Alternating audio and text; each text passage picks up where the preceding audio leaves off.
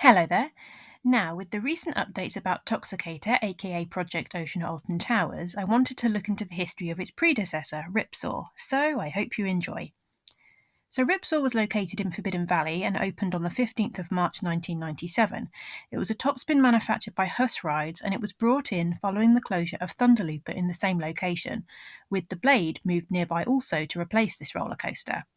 Its original name was going to be The Screw, and other previous ideas for the theme included nuclear fallout. Perhaps this previous idea for theming has influenced the Toxicator a tiny bit. Ripsaw sat by the trees and stood 18 metres tall. It had an industrial theme including a rusty appearance and a giant twist drill located above the riders that spanned between both arms. There was also additional pipework and bolts, as well as yellow and black hazard stripes on the supporting structure. It was designed to look like discarded machinery used during the excavation of the Nemesis pit, a great way of tying it into the area, and the slogan, seen on the bottom of the gondola as it span around, was "Can you cut it?" It could see 40 people per cycle who would ride in two rows, one behind the other, with both rows facing the same way. The restraints consisted of lap bars and overhead harnesses, and the height restriction was 1.4 metres, and riders' personal belongings were kept in racks on the station. According to one source, Ripsaw could take 855 riders an hour, but another source states 1800 per hour, so who knows which is correct. The ride experience itself lasted about 2 minutes, and this did not include loading and unloading.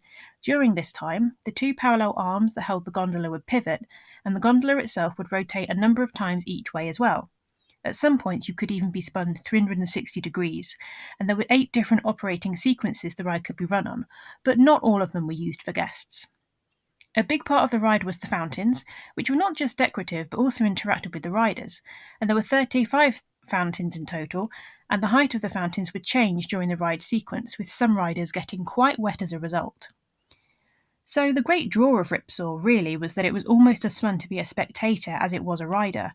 If you didn't want to or couldn't ride, you could still enjoy watching people being spun all over the place. Narrowly missing or being caught by the fountains made even more fun to watch when it's friends or family members being subjected to this. In its initial few years, on-ride photos were available to buy from the nearby shop, known as Ripsaw Relics. This setup lasted a few years, and after on-ride photos ended, the shop was turned into an arcade and later a cafe.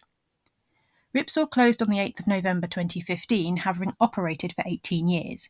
It had been identified in the park's long-term development plan, but before any announcements of its closure were made officially by the park, parts of the ride, queue line, signage and cabin were seen on the car park. It was also noted that its last season, 2015, saw a lot of repair work take place, so it seems it was coming to the end of its operating life. And for the 2016 season, the ride area was used for a game called Forbidden Sweep, a total wipeout fairground type game where you had to avoid the moving arms by jumping or ducking.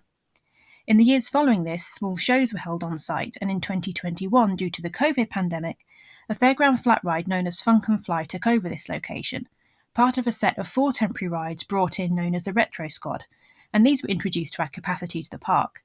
Funk and Fly was a Super Trooper-style attraction and stayed until the end of the 2023 season. And as we know, the former site of Ripsaw has been occupied once more, this time for a Huss-suspended topspin in a development known as Project Ocean, and we now know this ride will be called Toxicator with a bright green theme. Its backstory centres around the phalanx using this technology to process toxic saliva from the Nemesis monster. Toxicator is expected to open at the start of the 2025 season, and guests will be able to submit to the spin. The new ride is exciting but has received some mixed comments. Whilst it's great the park is getting another flat ride, and a thrilling one at that, there have been a couple of other flat rides removed, the Blade and Flavio's Fabulous Fandango, so the park is still down in flat ride capacity. Some have also said that Toxicator is too similar to Ripsaw, so maybe it's not fresh enough for the park, and maybe the park is relying on nostalgia a little bit too much.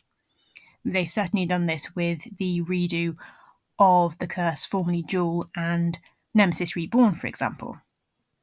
But whatever you might think about the new ride, Ripsaw did certainly leave its mark and is still one that many guests hold dear. Its memory isn't completely removed from the park, however, as there is an Easter egg in the Curse at Alton Manor, specifically a giant circular saw blade inside the dollhouse section, and a dedicated gravestone around the queue line. Riders evacuated from the Curse have also noticed old Ripsaw signs or theming in the yard area behind the Curse show building. I wonder what's happened to them now. And that's it. Thank you for watching/listening, and I'll see you next time.